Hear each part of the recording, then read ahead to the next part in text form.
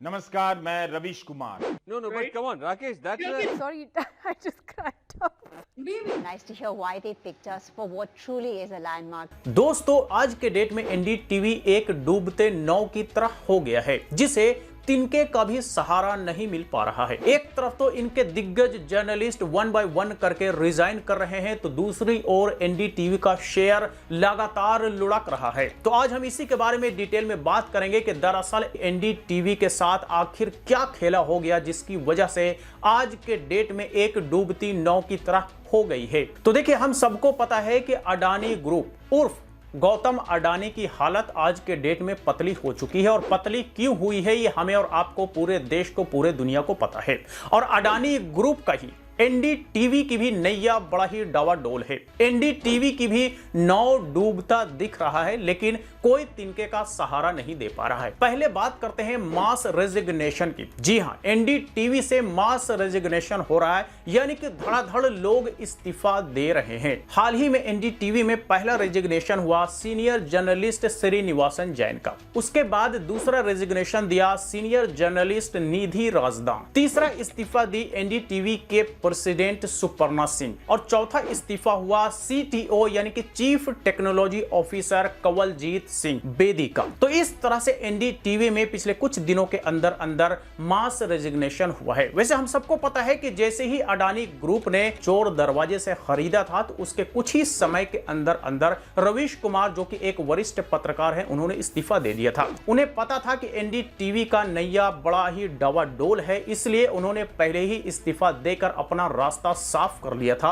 और आज के डेट में एनडीटीवी की हालत क्या है, ये हमें और आपको सबको पता है, पूरे देश को पता है। तो ये तो आपने देखा एनडीटीवी के अंदर मास रेजिग्नेशन के बारे में। अब बात करते हैं एनडीटीवी के शेयर मार्केट के बारे में। जी हां, तो एनडीटीवी का न्यूज शेयर मार्केट में भी बिल्कुल अच्छा नहीं है। कहिए तो वहां भी डूबते नाव की तरह है, लेकिन कोई तिनके का सहारा नहीं दे पा रहा है। एनडीटीवी का शेयर पिछले कुछ दिनों के अंदर अंदर 15% से भी ज्यादा डाउन हुआ है। जी हां, 15% से भी ज्यादा डाउन हुआ है। तो एक तरफ तो एनडीटीवी के अंदर मास रेजिग्नेशन, और दूसरे तरफ शेयर मार्केट में धड़ाम से शेयर के रेट गिरना, यानी कि एक बड़ा नुकसान होना। ये कहीं ना कहीं डबल झटका है अडानी ग्रुप को, लेकिन कोई तिनके का भी सहारा नहीं दे पा रहा है। मुझे समझ नहीं आता कि वो सारे अंधभक्त अब गए कहां भाई। अब उन्हें तो सपोर्ट करना ही चाहिए कि जो अडानी ग्रुप का शेयर आज के डेट में धड़ाम से गिरने के बाद 2000 रुपए पर शेयर हो गया है।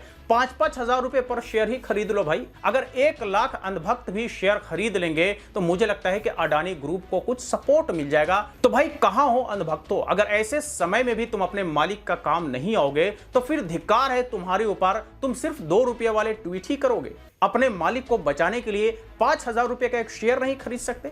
इतना तो कम से कम करना ही चाहिए, क्योंकि अडानी ने राष्ट्रवाद का चोला ओढ़ लिया है। दरअसल ये अपनी कमी छुपा रहे हैं, और मुझे तो डर इस बात का है कि कहीं ये भी माल्या, नीरव मोदी या चौकसी ना बन जाए। क्योंकि भाई जैसा हालात दिख रहा है, ऐसे हालात में लोग माल्या, चौकसी और नीरव मोदी ही बनते हैं। तो एक कहावत है ना कि जैसी करनी वैसी भरनी, और ये कहावत आज के डेट में अडानी के ऊपर बिल्कुल फिट बैठ रहा है कि भाई चोर दरवाजे से एनडीटीवी को तो अडानी ग्रुप ने खरीद लिया अपने चौकीदार को खुश करने के लिए, लेकिन इस डूबते नाव को दरअसल बचाएंगे कैसे? इनके चौकीदार भी अब बचाने को नहीं आ रहे हैं, क्योंकि पिछले कुछ दिनों के अंदर अंदर अब तक अडानी ग्रुप का लगभग 9 लाख करोड़ रुपए का नुकसान हो चुका है। अडानी ग्रुप की कंपनियों के शेयरों का बुरा हाल हो गया है। अडानी दुनिया के टॉप 10 अमीर लिस्ट से भी बाहर हो चुके हैं, और 13 नंबर पर लुढ़क करके आ चुके हैं। तो यह है इनकी करनी, जो आज ये भर रहे हैं कि चोर दरवाजे से तो हम सब कुछ खरीदेंगे, लेकिन हिंडनबर्ग की एक रिपोर्ट ने पूरे के पूरे ग्रुप को हिला करके रख दिया,